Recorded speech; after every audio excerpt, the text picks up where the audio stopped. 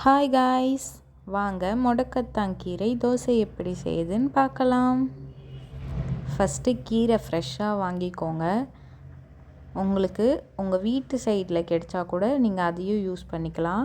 Clean பண்ணிவிட்டு 1 cup முடக்கத்தான் கீரை, சின்ன வெங்காயம், பச்சை மிளகாய், மிளகு, சீரகம்,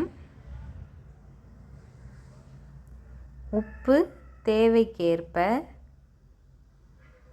இது எல்லாத்தையும் நீங்கள் கடாய் வச்சு எண்ணெய் ஊற்றி அதில் சின்ன வெங்காயம்,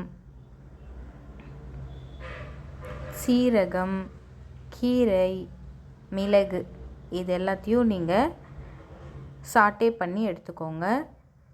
ஒரு 2 மினிட்ஸ் போதும். ரொம்ப வதங்கிருச்சு அப்படின்னா கசக்க ஆரம்பிச்சிடும். அதுக்கப்புறம் அதை மிக்ஸி ஜாரில் மாற்றி தோசை பேட்டர் கன்சிஸ்டன்சிக்கு நீங்கள் அதை கிரைண்ட் பண்ணி எடுத்துக்கோங்க.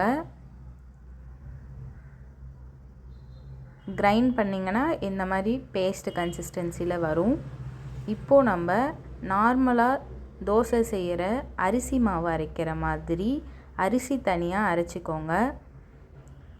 அந்த மாவையும் எடுத்து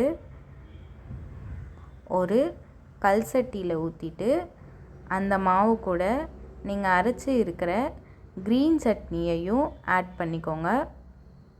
அது ரெண்டுத்தையும் மிக்ஸ் பண்ணிங்க அப்படின்னா முடக்கத்தான் கீரை தோசை பேட்டர் ரெடி. இந்த தோசை ரொம்ப ஹெல்தி.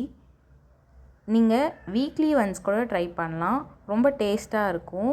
கூட கிரவுண்ட்நட் சட்னி ஆர் பூண்டு சட்னி கூட வச்சுக்கலாம். Hope you guys like this video. Thanks for